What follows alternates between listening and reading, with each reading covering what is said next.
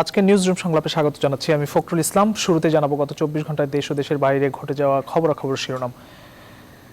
বিনা প্রয়োজনে জনসাধারণের ক্যাম্পাসে প্রবেশে নিষেধাজ্ঞা জারি, সীমান্তে হত্যা শূন্যে নামাতে সম্মত বাংলাদেশ ভারত।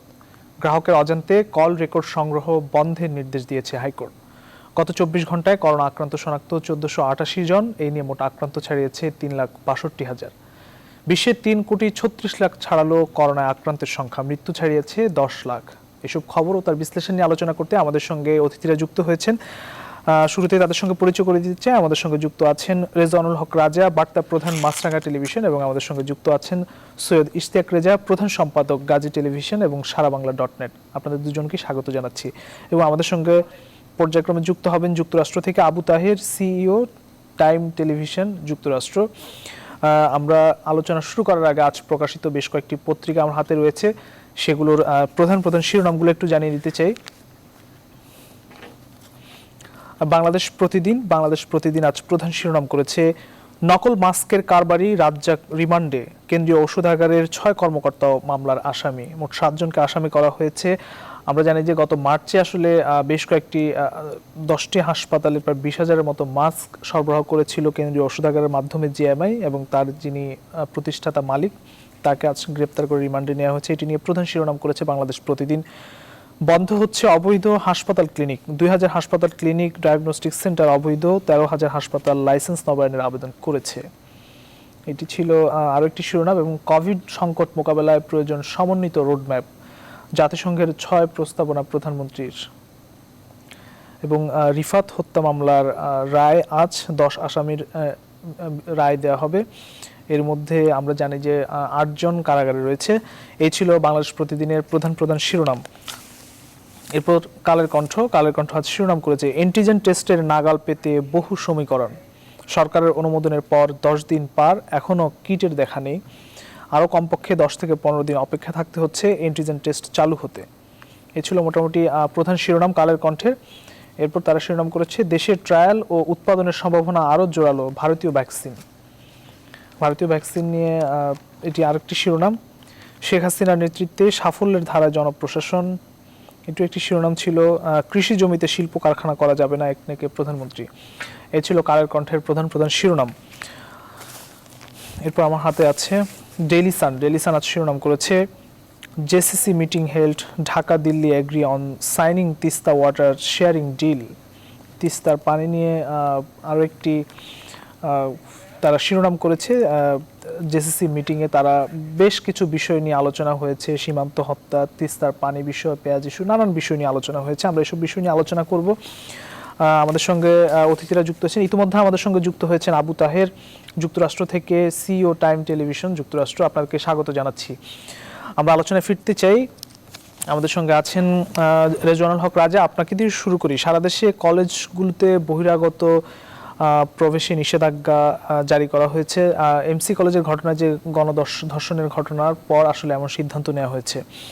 এদিকে আওয়ামী লীগ নেতা মাহবুবুল আলম হানিফ বলেছেন যে যারা অপরাধী এমসি কলেজের ঘটনায় তাদেরকে ক্রসফায়ারে দেওয়ার কথা বলেছেন। শিক্ষা প্রতিষ্ঠানগুলোতে আসলে দুর্বৃত্তায়ন বা অপরাজনীতি বলেন, এসব বন্ধে একটি নিশ্চয়ই নীতিগত একটি ঐক্যবদ্ধ পদক্ষেপ জরুরি কিনা, আপনার কাছে আসলে কি মনে হয়, কিভাবে ব্যাখ্যা করবেন বিষয়গুলো? ধন্যবাদ। আসলে নীতিমালা বলেন, ঐক্যবদ্ধ চেষ্টা বলেন, এর কিছুই দরকার হয় না যদি আপনি সবসময় আমরা যেটা দেখি, যেটা বিএনপির সময় ছাত্রদল, আওয়ামী লীগের সময় ছাত্রদল, তারাই নিয়ন্ত্রণ করে ক্যাম্পাস। আমরা আগে দেখেছি যে এই যে যখন কেয়ারটেকার গভর্নমেন্টের মাধ্যমে ইলেকশন হইতো, তো প্রত্যেকটা ইলেকশনের মধ্যে দিয়ে কিন্তু ক্ষমতার পরিবর্তন করতো, হয় আওয়ামী লীগ না হয় বিএনপি। তো যখন রেজাল্ট হতো বিএনপি জিতছে, সঙ্গে সঙ্গে ক্যাম্পাসের ক্যারেক্টার চেঞ্জ হয়ে যেত।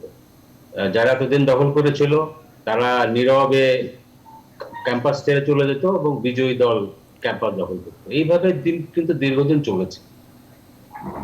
মুশকিল হচ্ছে যে আপনি এই জিনিসটা যদি বন্ধ না করা যায়, যে সব আইনের ঊর্ধ্বে হচ্ছে সরকারের দলের ছাত্র সংগঠন, এটি যতক্ষণ না বন্ধ হবে ততক্ষণ আপনি কিসের নীতিমালা বলে। ঢাকা বিশ্ববিদ্যালয়ে পরিবেশ পরিষদ বলে একটি ফোরাম আছে, যারা বিশ্ববিদ্যালয়ের পরিবেশ নিয়ে কাজ করার কথা, বাট এখন এটার অস্তিত্বই নাই। আপনি নিয়ম কানুন, খাতা কলম, নীতিমালা এই সমস্ত বলে কোনো লাভ নেই।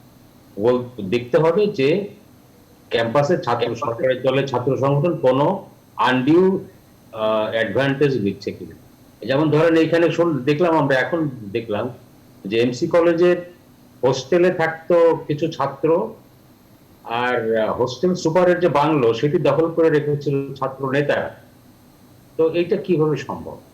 ভাইস চ্যান্সেলর প্রিন্সিপাল সাহেবের একটা ইন্টারভিউ করলাম আপনার একটি কাগজে, সেখানে তিনি বলেছেন যে আমি অনেক কিছু বলতে পারিনি, মুখ বন্ধ রাখতে হবে। মানে এই ধরনের পরিস্থিতি আমাদের সারা দেশের বিভিন্ন ক্যাম্পাসে আমরা লক্ষ্য করি, এবং এটি 1-2 বছরের বিষয় না, দীর্ঘদিনের একটি প্রক্রিয়া। এটা পলিটিক্যাল কমিটমেন্টের দরকার, যে কোনো যেটি সরকারি দলের নেতারা প্রায়ই বলেন যে কেউই আইনের ঊর্ধ্বে নয়, কেউ ছাড় পাবে না।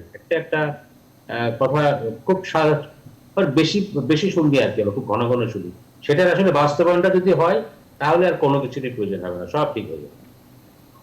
জি, ধন্যবাদ। আপনার কাছে ফিরবো আমরা। সৈয়দ ইশতিয়াক রেজা, আজ বরগুনায় যে বহুল আলোচিত যে রিফাত হত্যাকাণ্ড, সেটির রায় ঘোষণা করা হবে। সারা দেশে এমন অসংখ্য ঘটনা আমরা লক্ষ্য করি, এমসি কলেজের ঘটনা, শিক্ষা প্রতিষ্ঠানগুলোতে আসলে এই ধরনের ঘটনা ঘটছে। আমরা দেখছি সরকার কিন্তু এগুলো বিচার প্রক্রিয়া দ্রুত ত্বরান্বিত করার চেষ্টা করছেন। 1 বছরের মাথায় এটির বিচার হচ্ছে, যেটি বরগুনার হত্যাকাণ্ড বিচারের আওতায় আসছে, কিন্তু এই ঘটনাগুলো খুব বেশি একটা নিয়ন্ত্রণ করা যাচ্ছে না, এরপরও আবার ঘটছে। আমরা এই পর্যন্ত অনেক ঘটনা আমরা দেখলাম শিক্ষা প্রতিষ্ঠান কেন্দ্রিক। এই বিষয়গুলোকে আসলে আপনি কিভাবে দেখেন, বা কিভাবে আসলে এগুলো নিয়ন্ত্রণ করা যায়, বা আপনার মূল্যায়ন কিভাবে করবেন? ধন্যবাদ আপনাকে। দেখেন, আজকে যে প্রথম যে শিরোনামটা আপনি বাংলাদেশ দিনের পড়েছিলেন, সেখানে কলেজগুলোতে বহিরাগতদের প্রবেশ নিষেধ করা হয়েছে। বহিরাগতদের প্রবেশ কি অনুমোদিত ছিল কখনো? সেটা তো কখনো ছিল না।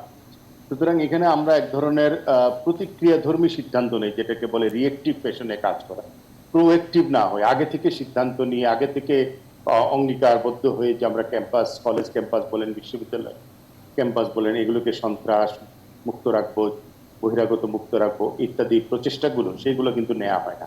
একটি ঘটনা ঘটে, তারপরে নানা ধরনের পদক্ষেপের কথা শুনছি।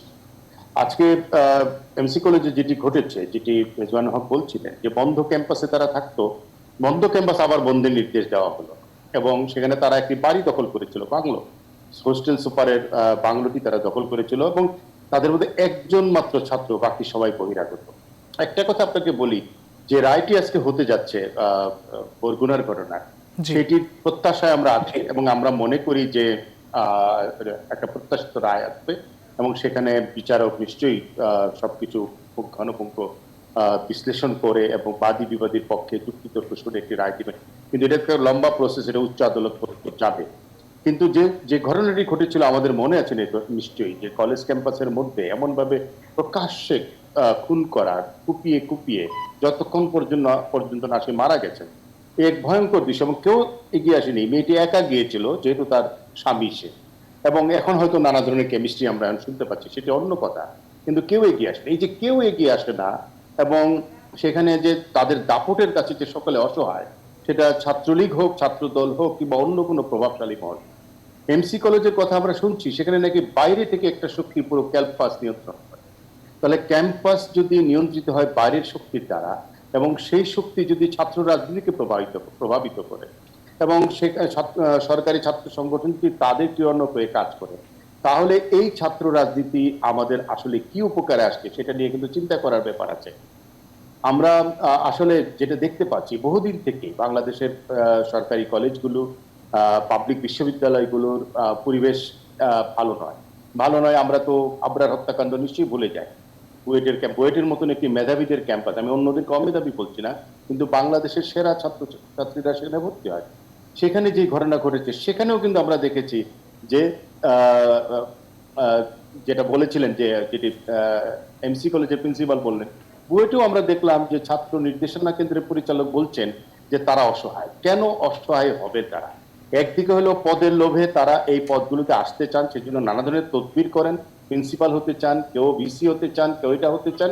অন্যদিকে তারা এসে এই যে নেতাদের পদলেহন করে এই পদ দখল করে, যে রাজনীতির কারণে তারা এই পদটা পান, সেই রাজনীতির গুন্ডারা তাদেরকে তখন আর মানে না। এই জায়গাটা কিভাবে পরিষ্কার করা যাবে, পরিশোধিত করা যাবে, সংশোধিত করা যাবে, সেই ভাবনাটাই আসা উচিত। এখন হঠাৎ করে কলেজ ক্যাম্পাস নতুন করে বন্ধ করে দিলাম, দু একজনকে ধরলাম, আইনের শাসনের কথা বললাম, এইভাবে আসলে হবে না। পুরো প্রক্রিয়াটা নিয়ে আমাদের নতুন করে ভাবনার একটা ব্যাপার আছে, একটা মরাটোরিয়াম করতে হবে যে আমরা আসলে ক্যাম্পাসগুলোতে কি চাই। আমরা হলগুলোতে নানা ধরনের যন্ত্রণার কথা শুনতে পাই সাধারণ ছাত্রছাত্রীদের। আমরা দেখেছি ছাত্রলীগের সেক্রেটারি এবং সভাপতিকে সরে যেতে হয়েছিল জাহাঙ্গীরনগরের চাঁদাবাজির ঘটনায়, কিন্তু তারপরেও আবার এই ঘটনাগুলো ঘটেছে। এগুলো সবগুলো আমার কাছে মনে হয় যে আরো আরো বেশি গভীরভাবে একটু ভাবা দরকার, আমরা কি ধরনের ছাত্র রাজনীতি চাই। এখন যে ছাত্র রাজনীতি চলছে এটা আসলে কোন রাজনীতি, কারা কিসের জন্য রাজনীতি করে? ছাত্র আন্দোলনও নাই, ছাত্র রাজনীতিও নাই, যেটা আছে সেটা এমসি কলেজের যিনি অধ্যক্ষ ছিলেন তিনিও বলছিলেন যে তিনি অসহায়ত্ব বোধ করছিলেন।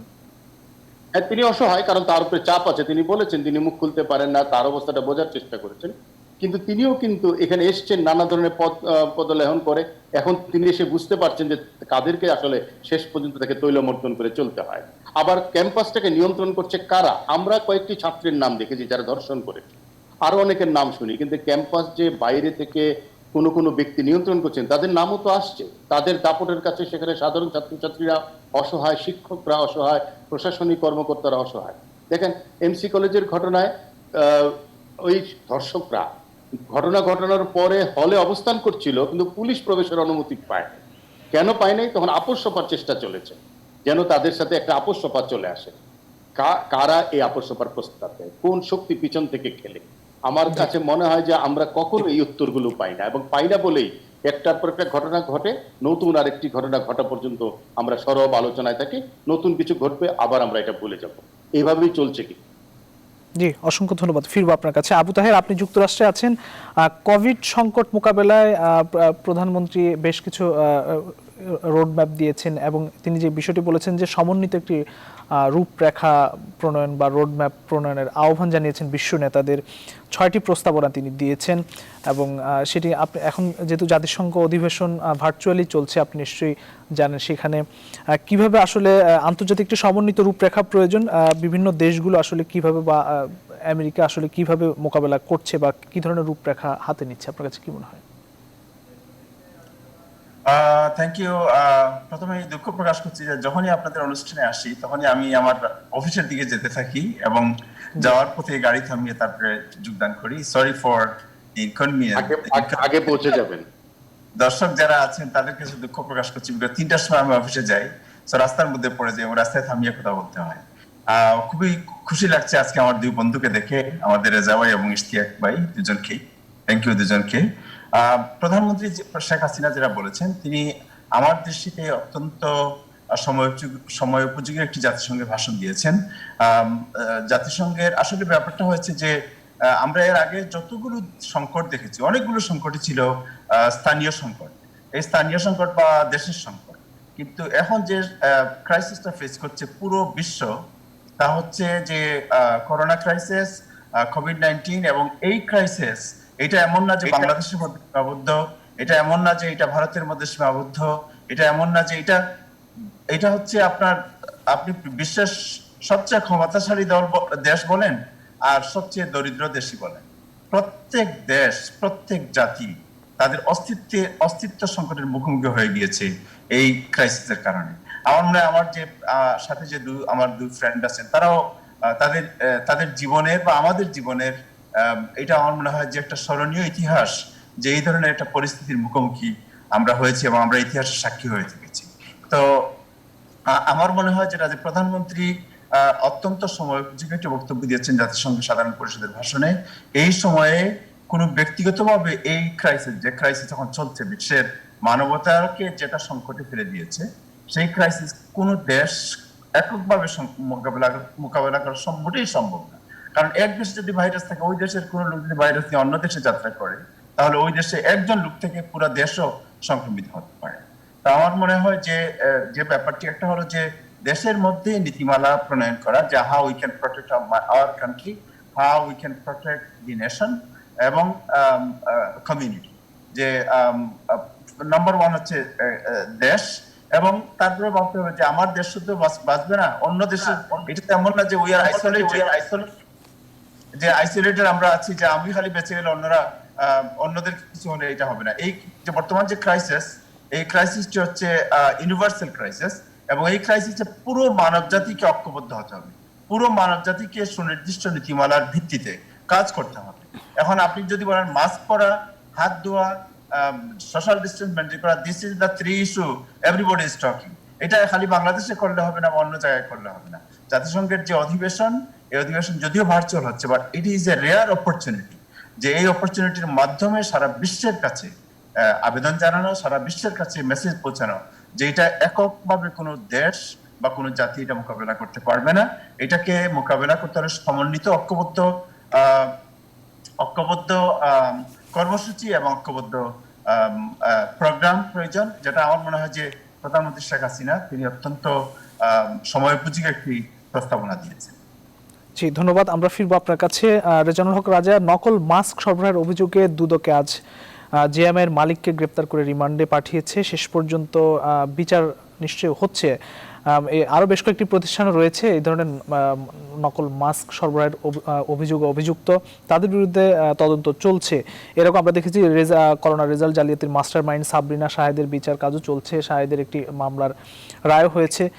কিভাবে আসলে ইতিবাচকভাবে এগিয়ে যাচ্ছে এই বিষয়গুলোকে কিভাবে মূল্যায়ন করবেন আপনি? ধন্যবাদ। আমি আসলে হতাশ পেটা হয়ে গেছিলাম, বিশেষ করে এই যে নকল মাস্ক সরবরাহের যে ঘটনাটা, এটি কিন্তু শুরুর দিকে ঘটেছিল। আপনাদের আমার সবার মনে আছে যে এই মাস্কের কেলেঙ্কারির কারণে কিন্তু ডাক্তারদের বড় একটি অংশ যারা হাসপাতালে ডিউটি করতে অস্বীকৃতি জানাচ্ছিলেন। শুরুর দিকে কিন্তু হাসপাতালে চিকিৎসা কর্মী, ডাক্তার সহ চিকিৎসা কর্মীদের সবার সমান কি বলে, তারা কিন্তু সবাই মিলে যে কাজ করেছেন ফুল টাইম এরকম কিন্তু হয় নাই। অনেক কমপ্লেন পাওয়া যাচ্ছিল যে ডাক্তাররা নাই। এটির কিন্তু একটা বড় কারণ ছিল যে নকল মাস্ক। কারণ ডাক্তারদের এটা সত্য যে তারা যদি প্রোটেক্টেড না থাকতে পারেন বা না রাখা হয়, তাহলে তো অবশ্যই জীবনের ঝুঁকি নিয়ে ডিউটি করার মতো লোক সংখ্যা বা মানুষ বা সেই ধরনের সাহস দেখানোর লোকের সংখ্যা খুব বেশি নয়। তো যাই হোক, কিন্তু এত বড় একটা কেলেঙ্কারির পরেও N95 এর আপনার মাস্ক যেটা শুধুমাত্র আমেরিকাতে তৈরি হয়, সেইখানে তারাও যখন এই মাস্কটি এক্সপোর্ট করা বন্ধ করে দিল, তখন কিভাবে আমরা N95 এর মাস্কের চালানটা পেলাম? এবং সেটি আমি বুঝি না। সিম্পল ম্যাথ, যে আপনি কোনো চালান যদি আপনি কোনো কন্ট্রাক্টের কোনো সাপ্লায়ার কোনো জিনিস যদি আপনার কাছে আসে, আপনি সেটা চেক করবেন যেটি আমি চেয়েছিলাম এটি আমি পেলাম কি। অদ্ভুত কাণ্ড। N90 মাস্ক বলে একটা কিছু গছিয়ে দেওয়া হলো, আমরা সেটা রিসিভ করলাম এবং সেটা ডিস্ট্রিবিউট করলাম। এবং এর জন্য যোগ সাজসের কারণে কেন্দ্রীয় ওষুধাগারের 6 কর্মকর্তার বিরুদ্ধেও মামলাটি হয়েছে। অবশ্যই হতে হবে। এবং অদ্ভুত, মানে যাই হোক, কিন্তু এটা এত বড় একটা কেলেঙ্কারির পরও ধরেন তেমন কোনো আমি লক্ষ্য করি নাই যে এটার বিরুদ্ধে যে সরকার আজ পর্যন্ত এই ঘটনায় যে তদন্ত কমিটি গঠন করা হয়েছিল সরকারিভাবে, সেই তদন্ত কমিটির রিপোর্ট জমা হয়েছে স্বাস্থ্যমন্ত্রীর কাছে, কিন্তু সেটির কোনো রিপোর্টে আলোর মুখ দেখে নাই। এটি খুবই দুর্ভাগ্যজনক। যাই হোক, দুদক অবশেষে দীর্ঘদিন অনুসন্ধান চালিয়ে অবশেষে আজকেই মামলাটি করেছে এবং আজকেই তার প্রধান যে আপনার অভিযুক্ত এই কোম্পানিটি তার মালিককে গ্রেপ্তার করেছে। এটি আমি শুরুতে বলছিলাম যে আমি খুব হতাশ হয়ে গেছিলাম যে এটার বোধহয় কোনো বিচার হবে না, বাট দেখছি যে না, অ্যাটলিস্ট দেরিতে হলেও শুরু হয়েছে। এবং আমি আশা করবো যে আরো এই ধরনের যে সমস্ত ঘটনা দৃষ্টান্তমূলক বিচার তো নিশ্চয় হওয়া উচিত, দৃষ্টান্তমূলক সাজা হওয়া উচিত, তাহলে হয়তো সামনের দিনগুলোতে এগুলো বন্ধ হবে। অবশ্যই অবশ্যই অবশ্যই দৃষ্টান্তমূলক বিচার না হলে, প্রথম কথা হচ্ছে যে বিচার হোক আগে। দৃষ্টান্তমূলক চাইলে বোধহয় বেশি চাইলে অতখানি পাওয়া যাবে কিনা, আমরা বড় বিচারটা আগে দেখতে চাই, তাই না? যেমন ধরেন এই যে আমরা আলাপ করছিলাম যে আপনার বরগুনার মার্ডারের ঘটনাটা, এটা কিন্তু খুব শর্ট টাইমের মধ্যে একটা বিচার রায় হতে যাচ্ছে। আবার আমরা শাহেদের ক্ষেত্রে দেখলাম সেটিও কিন্তু খুব শর্ট টাইমের মধ্যে তার একটি মামলার রায় ঘোষণা করা হয়েছে।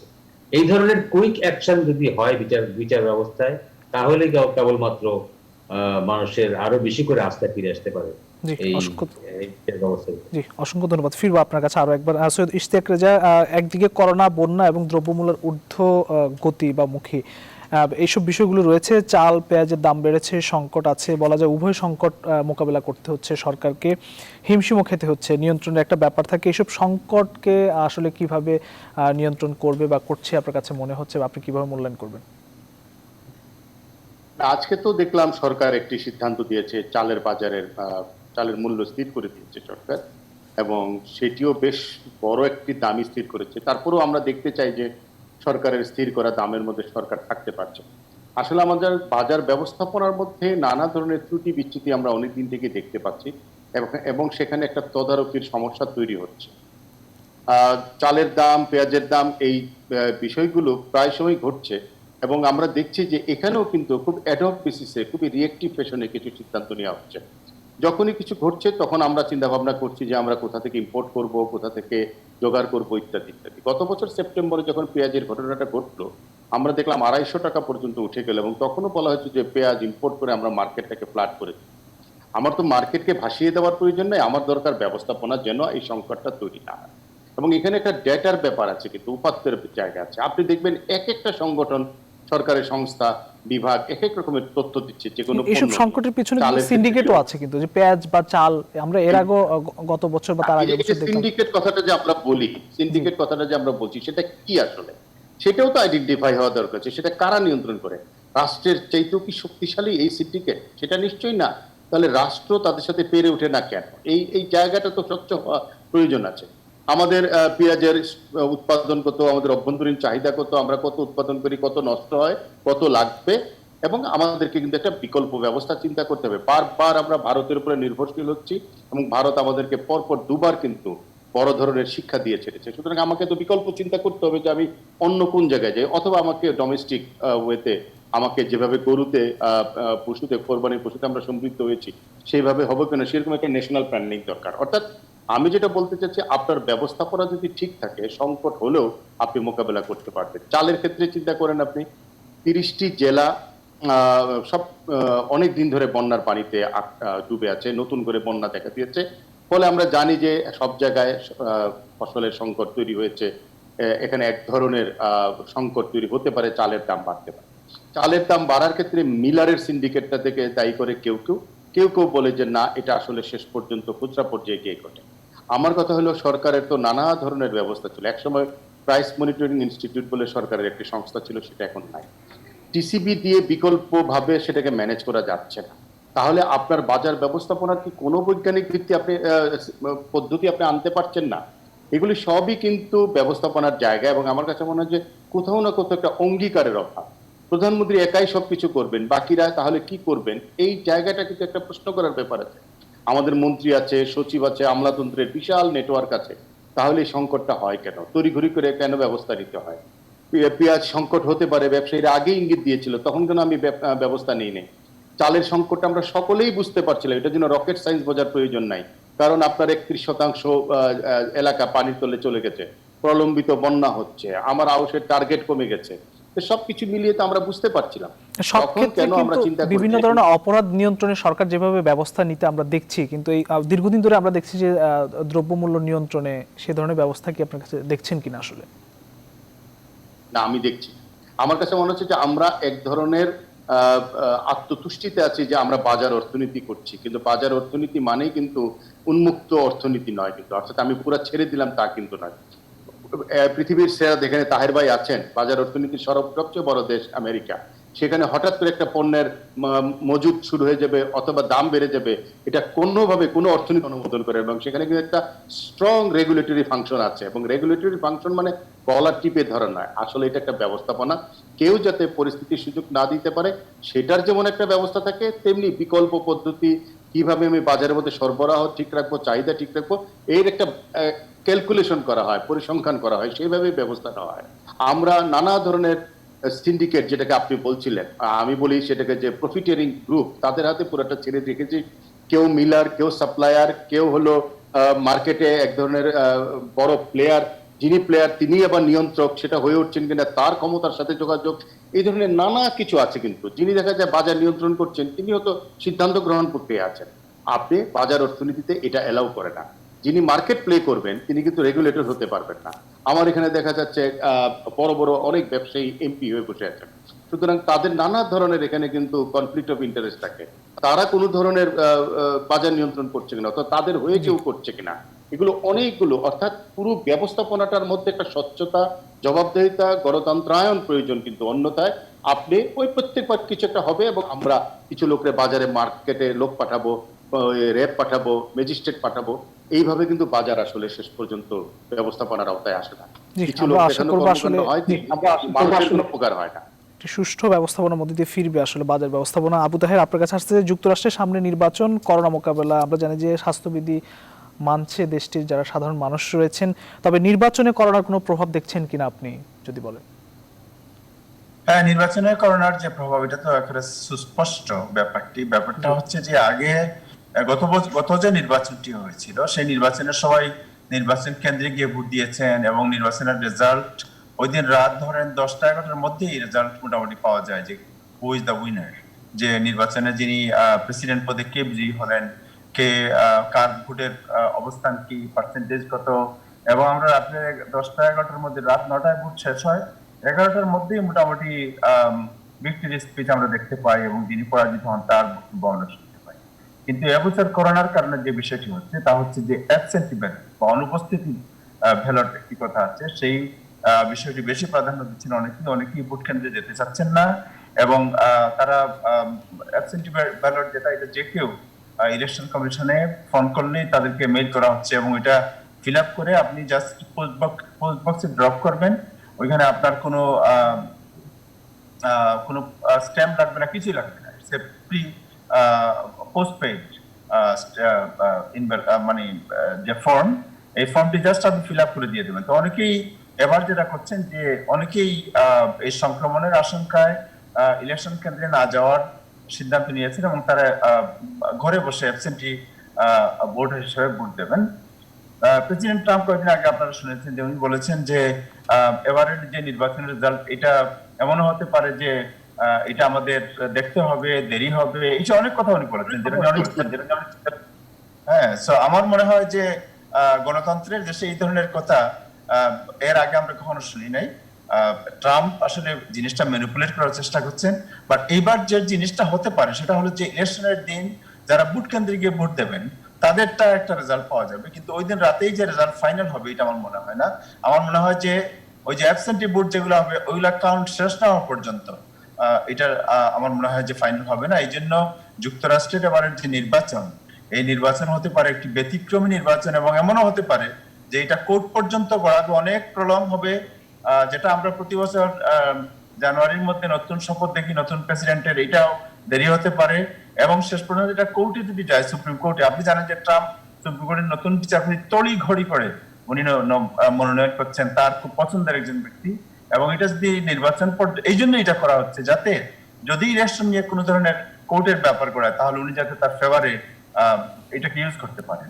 তা আমার কাছে মনে হয় যে এই করোনার কারণে এই পুরো জিনিসটাই হয়েছে এবং করোনার কারণে এই বছর এক অদ্ভুত ধরনের গণতান্ত্রিক পরিবেশ বা এক নতুন ধরনের ট্রাম্পীয় গণতন্ত্র যুক্তরাষ্ট্রবাসী বা বিশ্ববাসী দেখতে পারে।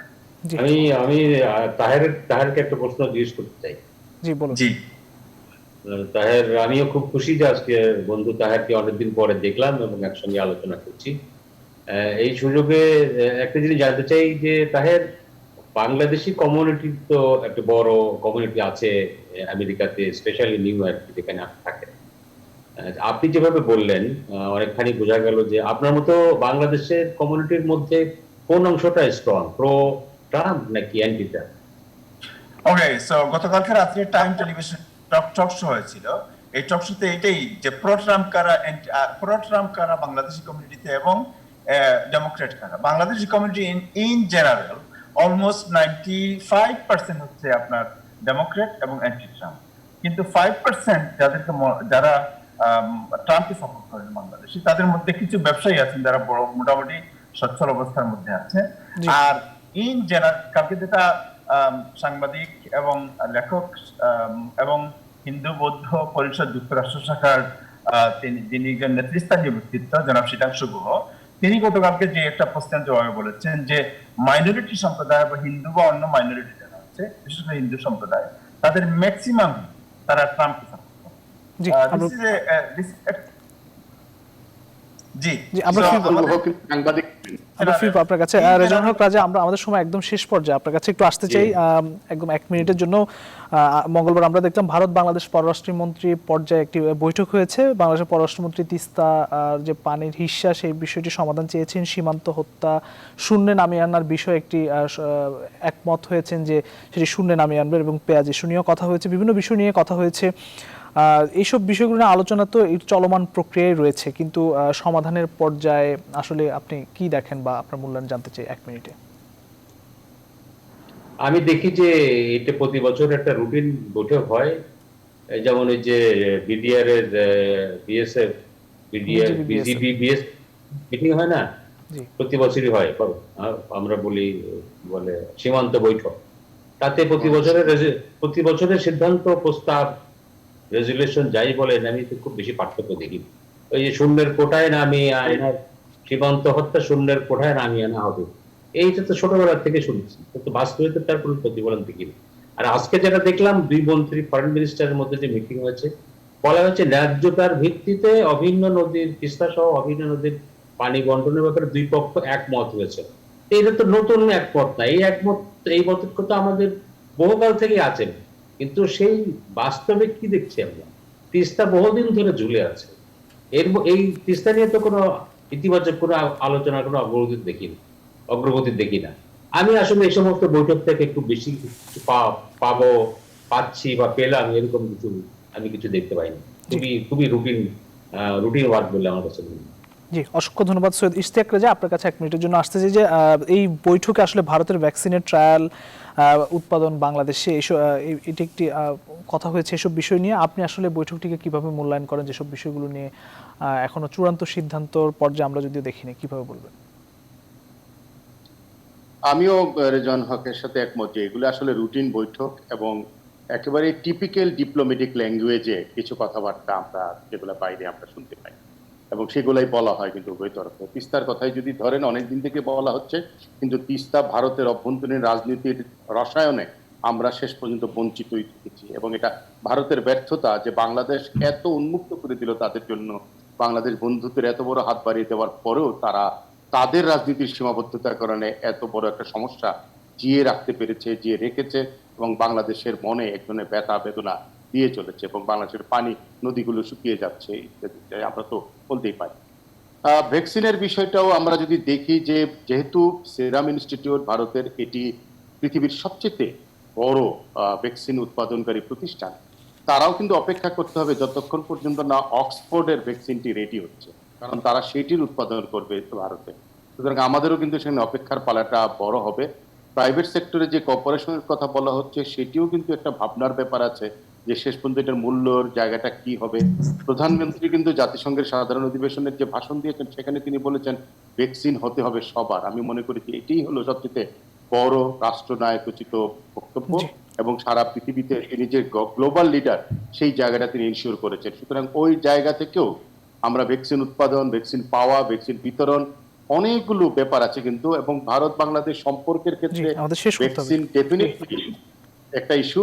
আমরা দেখতে চাই যে আরো সময় নিতে হবে। আসলে এখন যা আমরা শুনছি এগুলো পুরোটাই কিন্তু আমি বলবো সনাতনী কূটনৈতিক কথাবার্তা। জি, অসংখ্য ধন্যবাদ। আবু তাহের, আপনার কাছে একদম শেষ মন্তব্য জানতে চাই। আপনি নির্বাচন প্রসঙ্গ নিয়ে কথা বলছিলেন, করোনা প্রসঙ্গ নিয়ে 1 বাক্যে যদি আপনি আপনার শেষ মন্তব্য করেন। যেটা নির্বাচন নিয়ে, যুক্তরাষ্ট্রে যেটা নির্বাচন নিয়ে আমি কথা বলেছিলাম, যে নির্বাচন হবে এবং নির্বাচনে সবাই তার মতামত প্রকাশের সুযোগ পাবেন। সো এইবার দুটি চয়েস, একটি হচ্ছে যে জো বাইডেন, অন্যদিকে হচ্ছে ট্রাম্প। এবং আমার মনে হয় যে এটা গণতন্ত্রের একটি পরীক্ষা। এই পরীক্ষায় যারা ভোটার আছেন তারা তাদের মতামত প্রতিফলনের definitely they have their right to express their own opinion, but জিনিসটা লক্ষ্য রাখতে হবে যে প্রজন্ম, কমিউনিটি এবং ইমিগ্রেন্ট, যারা আমরা ইমিগ্রেন্ট এখানে, তাদের সাথে যারা কাজ করবে, তাদের পক্ষে যারা, তাদের বন্ধু হিসেবে যারা পরিচিত, তাদের ব্যাপারে তারা অসংখ্য ধন্যবাদ আমাদের সঙ্গে যুক্ত হওয়ার জন্য। সৈয়দ ইশতিয়াক রেজা, রেজাউল হক রাজা এবং যুক্তরাষ্ট্র থেকে আবু তাহের, আপনাদের তিনজনকেই ধন্যবাদ জানাচ্ছি। প্রিয় দর্শক, করোনা সংক্রমণ, বন্যা কিংবা দ্রব্যমূল্যের ঊর্ধ্বগতি, এর সব মোকাবেলায় সচেতন হতে হবে আপনাকেও। আজ এই পর্যন্ত, একই সময় আগামীকাল আবারও দেখা হবে। ততক্ষণ পর্যন্ত ভালো থাকবেন, সুস্থ থাকবেন। শুভরাত্রি।